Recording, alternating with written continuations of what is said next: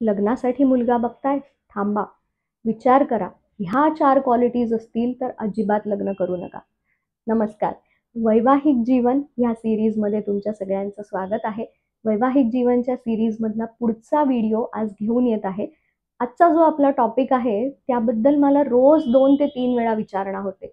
म्हणून मी शेवटी विचार केला की प्रत्येकाला इंडिव्हिज्युअली टिप्स देत बसण्यापेक्षा आपण एक व्हिडिओज बनवला तर सगळ्यांनाच माहिती मिळेल. तर आजचा टॉपिक काय आहे? खूप इंटरेस्टिंग आहे. लक्ष देऊन ऐका. लग्नासाठी वर संशोधन करत असताना, लग्नासाठी जेव्हा तुम्ही एखादा मुलगा बघताय, त्यावेळेस त्या मुलामध्ये काय क्वालिटीज नसल्या पाहिजेत, आपल्याला काय क्वालिटीज नको आहेत, हे ज्यावेळेस आपल्याला क्लिअर होतं, तेव्हा काय हवं आहे हे आपोआपच क्लिअर होऊन जातं. हा व्हिडिओ 2 पार्ट्समध्ये मी डिवाइड केलेला आहे. हा पहिला पार्ट आहे. ह्या व्हिडिओमध्ये आपण 2 क्वालिटीज बघणार आहोत. पुढच्या व्हिडिओमध्ये आणखीन 2 क्वालिटीज बघणार आहोत. तर व्हिडिओ शेवटपर्यंत नीट ऐका. अनेक क्वालिटीज तुम्हाला कळणार आहेत. आपण टोटल 4 क्वालिटीज बघणार आहोत मुलामध्ये, ज्या नसायला पाहिजेत. एखादा मुलगा जर माझा हा व्हिडिओ बघत असेल आणि तुमच्यामध्ये जर ह्यातली एखादी क्वालिटी असेल, तर स्वतःला थोडंसं बदलायचा प्रयत्न करा. एखादी मुलगी जर हा व्हिडिओ बघत असेल आणि तिला जर असा मुलगा दिसला, तर प्लीज होकार द्यायच्या आधी खूप विचार करा. ओके. तर डिस्कस केल्याप्रमाणे आपण 4 क्वालिटीज इथे बघणार आहोत. एक एक क्वालिटी खूप विचारपूर्वक माझ्या कन्सल्टेशन्समध्ये जे वेगवेगळे फॅक्टर्स दिसतात त्याच्यातून बनवली गेलेली आहे. तर निर्धास्त व्हा. विषय शेवटपर्यंत नीट समजून घ्या. व्हिडिओ आवडला तर चॅनलला लाईक, शेअर आणि सबस्क्राईब करायला विसरू नका. ओके. तर सुरुवात करूया. पहिल्या फॅक्टरकडे येऊया. त्याच्या आधी मला थोडंसं सांगायचं आहे की मुलींना जेव्हा मी प्रश्न विचारते की लग्नासाठी मुलगा बघताय, काय काय क्वालिटीज बघता तुम्ही, तर मुलींची उत्तरं थोडीशी ना सुपरफिशियल असतात अशी मला जाणवतं. म्हणजे काय तर पर्सनॅलिटी, सॅलरी, हॉबीज, आवडीनिवडी, फिरायला आवडतं की नाही, इंस्टाग्राम किती वापरतो, ह्या सगळ्या गोष्टी कन्सिडर करणं महत्त्वाचं नाही असं मी नाही म्हणत. पण लग्न हा विषयच इतका वेगळा आहे ना की त्यासाठी एक वेगळं ट्रेनिंग असणं खूप महत्त्वाचं आहे. पण कोणी ह्या मुला-मुलींना लग्नाचा सिलॅबसच सांगितलेला नसतो की लग्नामध्ये काय गोष्टी खरंच गरजेच्या आहेत, काय गोष्टी कन्सिडर करणं लग्न करताना ह्या महत्त्वाच्या आहेत, हे त्यांना कोणी सांगितलेलंच नसतं. तर मुली स्वतःहूनच काहीतरी स्वतःचे काही गोष्टी विचारात घेतात आणि त्यातून नंतर त्यांना असं कळतं की आपण जो सिलेबस ओमिट केला होता ना, ज्या गोष्टी ॲक्चुअली महत्त्वाच्या होत्या, ज्या आपल्याला कोणी सांगितल्याच नाहीत, त्या सिलेबसवरती डिपेंडंट क्वेश्चन पेपर आलेला आहे. आणि मग झाली का पंचाईत. तर आता तुम्ही निर्धास्त होऊ शकता, कारण ह्या प्रॉब्लेमचं सोल्युशन मी या व्हिडिओमध्ये घेऊन आलेली आहे. व्हिडिओ शेवटपर्यंत नक्की बघा. तर पहिल्या पॉइंटकडे वळूया. ज्या मुलाचा वेळ त्याच्या कंट्रोलमध्ये नाही, अशा मुलाशी लग्न करायचं नाही. म्हणजे काय? थोडंसं डिटेलमध्ये जाणून घेऊया. ज्या मुलाचा वेळ स्पेशली त्याचे बॉस, त्याचे कलीग्स, ऑफिसमधले सीनियर्स, पालक, नातेवाईक, भाऊ-बहीण, मित्र-मैत्रिणी हे सगळेजण मिळून खूप इझिली कंट्रोल करू शकतात. ओके. कामाचे तास त्याचे नक्की नाहीत. रात्री 9, 10, 12 वाजले तरी हा मुलगा घरीच येत नाही. रोज 2-2, 3-3 तास ओव्हरटाईम करतोय. सॅटर्डे संडेला सुद्धा ऑफिसचंच काम करत लॅपटॉप समोर घेऊन बसलेला आहे. थोडंसं ओव्हरवर्किंगच्या साईडला ह्या मुलाची वृत्ती दिसतेय. रोज रात्री उशिरापर्यंत काम करतोय किंवा उरलेल्या वेळात सुद्धा पालक म्हणाले, "चल आम्हाला गावाला घेऊन जायचंय," लगेच गेला. समजा मित्र-मैत्रिणी म्हणाले, "फिरायला चल," लगेच गेला. कुठे एखादा नातेवाईक म्हणाला, की "आम्हाला प्रॉपर्टी बघायला जायचंय, आमच्याबरोबर चल," लगेच गेला. लोकांना मदत करू नये असं मी म्हणत नाहीये इकडे किंवा पालकांची सेवा करू नये असं अजिबात म्हणणं नाहीये. पण ह्या मुलाची वेळ आणि एनर्जी ही लग्नाआधीच इतक्या लोकांनी कंट्रोल केलेली आहे किंवा इतक्या लोकांनी ऑलरेडी बुक केलेली आहे की लग्नानंतर घर संसारासाठी त्याला जो वेळ देणं अपेक्षित आहे तो देऊ शकत नाही असं माझं म्हणणं आहे. मग घरातल्या कामाचा, संसाराचा, घरातली जी छोटी-छोटी कामं असतात, ह्या सगळ्याचा भार त्या मुलीवरती येतो बिचाऱ्या. आणि लग्नाआधी तुम्ही कसं जाणून घ्याल की ह्या मुलाचा वेळ कितपत त्याच्या कंट्रोलमध्ये आहे, तर त्याला त्याचं रुटीन विचारा. तो ऑफिसमध्ये किती ओव्हरवर्क करतो, घरातलं रुटीन त्याचं किती आहे, घरामध्ये किती कॉन्ट्रीब्यूट करतो, ओके. त्याचं रुटीन तो जस्टिफाय करायचा पण किती प्रयत्न करतोय, हे सुद्धा तुम्ही समजून घेऊ शकता. की ऑफिसमध्ये उशीर तर होणारच, मित्रांनी बोलावलं तर जायलाच पाहिजे, आई-वडिलांनी सांगितलं तर जायलाच पाहिजे, ही कामं तर करायलाच पाहिजे. मग तुम्ही त्याला क्रॉस क्वेश्चन करून विचारू शकता, की मग संसाराचं काय? संसारात जर मी तुला अ, लग्नानंतर जर मी तुला सांगितलं, की भाजी आणून दे मला, तर ती आणून द्यायला तुझ्याकडे वेळ असणार आहे का? जस्ट एक उदाहरण दिलं. तर ह्या ज्या क्वालिटीज आहेत, ह्या तुम्हाला आधी कोणी सांगत नाही अनफॉर्च्युनेटली, त्याच्यामुळे तुम्हाला कळत नाही, की ह्या क्वालिटीज किती इम्पॉर्टंट आहेत लग्नानंतर. वेळ ही गोष्ट खूप महत्त्वाची आहे आणि आजच्या काळात वेळ खूप कमी आहे. दुसऱ्या क्वालिटीकडे येऊया. दुसरी क्वालिटी आहे, की हा मुलगा असा असला पाहिजे, की जो त्याच्या पालकांवर डिपेंडंट नाहीये. ओके. नीट समजून घ्या. पालकांची काळजी घेणं, त्यांच्यासोबत क्वालिटी टाईम स्पेंड करणं, त्यांची सेवा करणं, मदत करणं, ह्याच्यावर माझा विरोध नाही. ओके. ती गोष्ट योग्यच आहे, आवश्यक आहे, ती केलीच पाहिजे. पण अनेक मुलं ना पालकांवरती अति अवलंबून राहताना दिसतात.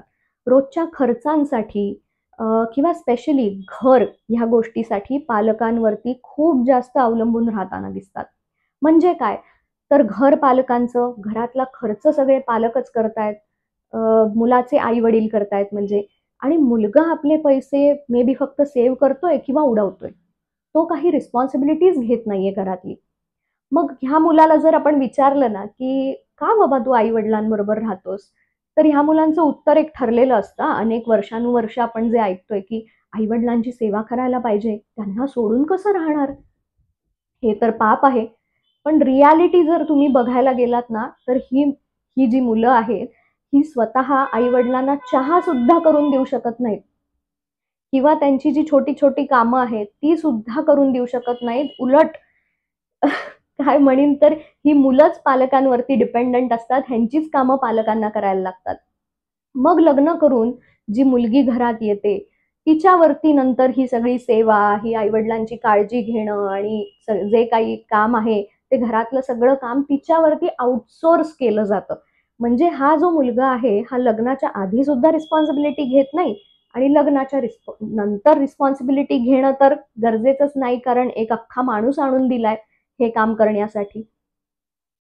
तर ह्या मुलांना ना प्रॉब्लेम काय होतो समजून घेऊयात. ह्या मुलांना लहानपणापासून जबाबदारी घेणं हे शिकवलेलंच नाहीये. आता इथे थोडीशी पालकांची सुद्धा चूक आहे. बरेच पालक ना ह्या गोष्टीचं समर्थन करताना दिसतात. काही पालक लग्नानंतर जर मुलगा रिस्पॉन्सिबिलिटी घेत नाहीये, तर कानाडोळा करतात. ओके. तर मुलगा असा असायला पाहिजे, की जो घरासाठी, घरातल्या कामांसाठी कोणावरती डिपेंडंट नाहीये, स्पेशली त्याच्या आई-वडिलांवरती. असा जर मुलगा तुम्हाला शोधताना जर सापडला, तर ह्या मुलाला नक्की हो म्हणा. मुलांनी सुद्धा समजून घ्यावं, की थोडंसं स्वाभिमानी बना. तुमचं वय जर 34-35 झालेलं आहे, तर आता आई-वडिलांचं कुकुलं बाळ बनून राहू नका. स्वतःचं घर घ्या. पालकांसोबत राहण्यापेक्षा त्यांच्या जवळ राहा. स्वतंत्र व्हा. तुम्ही सुद्धा काही गोष्टी करायला शिकाल, ज्या इतके वर्ष नाही केलेल्या. ओके. जास्त जबाबदार व्यक्ती बनाल, ज्यावेळेस तुम्ही पालकांच्या सोबत राहण्यापेक्षा वेगळे राहाल. जेव्हा मी कन्सल्टंट म्हणून ही गोष्ट समजवायचा लोकांना प्रयत्न करते ना, त्यावेळेस थोडंसं लोकांना राग येतो किंवा ह्या गोष्टीचा खूप विरोध होतो. पण कन्सल्टेशन्समध्ये एकत्र राहिल्यामुळे, ओके, कपल्स आई-वडिलांबरोबर एकत्र राहिल्यामुळे इतके स्ट्रेस आणि टेन्शन्स आणि प्रॉब्लेम्स येताना दिसतात, की कोणाला वाईट वाटलं तरी चालेल, कोणाला राग आला तरी चालेल किंवा कोणाचा विरोध असेल तरी चालेल. पण ह्या गोष्टी आजच्या काळातल्या आहेत. ह्या आजच्या काळाची ही गरज आहे. म्हणून या गोष्टी बोलल्याच गेल्या पाहिजेत. ही जी सेकंड क्वालिटी आहे ना मुलामध्ये, ही नसायलाच हवी. मुलाने स्वतंत्र राहायलाच हवं. नाहीतर ते जर जमत नसेल, ओके. प्रत्येक वेळेस आपण असं धरूनच नाही चालू शकत, की मुलगा स्वतंत्रच राहील. ते जर नसेल, तर निदान ह्या मुलाने रिस्पॉन्सिबल असावं. ही जर क्वालिटी तुम्हाला दिसली ना, तरी तुम्ही मुलाला हो म्हणू शकता. म्हणजे तो स्वतःची कामं स्वतः करतोय, आई वडिलांवरती आर्थिकरित्या फार डिपेंडंट नाहीये. ओके. तर ह्या व्हिडिओमध्ये आपण ह्या 2 क्वालिटीज बघितल्या ज्या मुलामध्ये नसायला पाहिजेत. थोडेसे स्टिरियोटाइप्स तोडण्याचा प्रयत्न करत आहे. काही बिलीफ सिस्टम्स ज्या आपण अनेक वर्ष घेऊन चाललेलो आहे त्या तोडण्याचा प्रयत्न करतो आहे. तर कुठेतरी कोणाला तरी हर्ट होऊ शकतं, तुम्हाला थोडंसं वाईट वाटू शकतं. पण माझ्यावर विश्वास ठेवा, की तुमचं भलं करणं किंवा भलं करण्यापेक्षाही ज्या गोष्टी आजच्या समाजात घडताना दिसतायत आणि ज्यामुळे सतत इश्यूज येतायत, प्रॉब्लेम्स येतायत. आता मी तर एक कन्सल्टंट आहे. मला रोज ह्या गोष्टींशी रिलेटेड कन्सल्टेशन्स येतात, की आम्ही एकत्र राहतोय, त्यामुळे आमच्यामध्ये इतका स्ट्रेस आहे. छोट्या घरांमध्ये गर्दी करून लोकं राहतायत. त्यापेक्षा थोडंसं एकमेकांना जर आपण स्वातंत्र्य देऊ शकलो, पण एकमेकांची काळजी घेत आपण जर हे करू शकलो, फार चांगला विचार आहे हा. नक्की विचार करून बघा, की तुम्हाला हे जमतंय का? आणि मला कमेंट सेक्शनमध्ये सुद्धा कळवा, तुमचे विचार ह्याबद्दल काय आहेत. मी थोडेसे स्टिरियोटाइप्स इथे तोडण्याचा प्रयत्न करत आहे. तर प्लीज जर तुम्हाला हर्ट झालं, तर तुमची माफी मागते मी. पण ह्या गोष्टी काळानुसार बदलणं खूप गरजेचं आहे. आत्ताच्या जगात कसं झालंय ना, की मुलगा आणि मुलगी दोघंही जर नोकरी करत असतील, तर त्यांना स्वतःचं एक वेगळं शेड्यूल असतं. त्यांचं स्वतःचं एक वेगळं लाईफस्टाईल असतं, एक रुटीन असतं, जे की पालकांच्या रुटीन बरोबर प्रत्येक वेळेस मॅच होईलच असं नाही. तर इथे पालकांनाही कशाला उगाचच त्रास द्यायचा आणि ह्या मुला-मुलींनाही कशाला उगाचच त्रास. तर ह्याच्यातून एक मधला मार्ग जर तुम्हाला काढता आला, तर किती चांगलं होईल. ह्या सगळ्या गोष्टींचा विचार करा आणि ह्या ज्या 2 क्वालिटीज मी इथे सांगितलेल्या आहेत, ह्या खूप महत्त्वाच्या आहेत. पुढच्या व्हिडिओमध्ये आपण आणखीन 2 क्वालिटीज बघूयात, की ज्या मुलामध्ये नसायला पाहिजेत किंवा जर तुम्हाला ह्या क्वालिटीज मुलामध्ये दिसल्या, तर तो एक खूप मोठा रेड फ्लॅग आहे. माझ्या प्री मॅरिटल, पोस्ट मॅरिटल कन्सल्टेशन्समध्ये रोज मला हे इश्यूज येताना दिसतात, की मुलगा-मुलगी लग्नानंतर हे सगळे प्रॉब्लेम्स त्यांना हळू-हळू 1-1.5 वर्षात कळतात आणि नंतर ते अक्षरशः त्यांच्यावरती पश्चात्तापाची वेळ येते किंवा रिग्रेट करायची वेळ येते, की आपण ह्या सगळ्या गोष्टी लग्नाच्या आधी का नाही विचारल्यात एकमेकांना? किंवा स्पेशली मुलींना असं वाटतं, की लग्नाच्या आधी जर मी ह्या सगळ्या गोष्टी मुलाला विचारल्या असत्या, तर किती बरं झालं असतं. मला माहितीच नव्हतं. असं किती मुली म्हणतात मला, की "मॅडम मला या गोष्टी माहितीच नव्हत्या हो. मला कोणी जर सांगितलं असतं ना, तर मी नक्की विचारलं असतं." पण अनफॉर्च्युनेटली हेच होतं, की आपल्या आई-वडिलांची जी जनरेशन आहे ती ह्या मुलांना गाईड करते आहे. पण त्यांच्या काळातले जे विचार आहेत किंवा त्यांच्या काळातले जे प्रश्न आहेत, ते आणि आत्ताच्या काळातले प्रश्न हे फार वेगळे आहेत. त्यामुळेच आमच्यासारख्या कन्सल्टंट्सची गरज ह्या मुलांना लागते आहे, गाईड करायला किंवा आत्ताच्या जनरेशन्सचे प्रॉब्लेम, आत्ताच्या जनरेशन्सचे सोल्युशन्स ह्या मुलांना नीट समजावून सांगायला. तर तुम्हाला देखील असे कन्सल्टेशन्स अशा प्रकारच्या काहीही गोष्टींशी रिलेटेड कन्सल्टेशन्स करायचे असतील, तर आम्हाला नक्की संपर्क साधा. माझा नंबर डिस्क्रिप्शनमध्ये दिलेला आहे, कमेंट सेक्शनमध्ये सुद्धा दिलेला आहे. तर अशा काहीही कन्सल्टेशन सर्व्हिसेस जर माझ्या घ्यायच्या असतील, तर मला नक्की संपर्क साधू शकता. धन्यवाद. व्हिडिओ आवडला तर लाईक, शेअर आणि सबस्क्राईब करायला विसरू नका. धन्यवाद.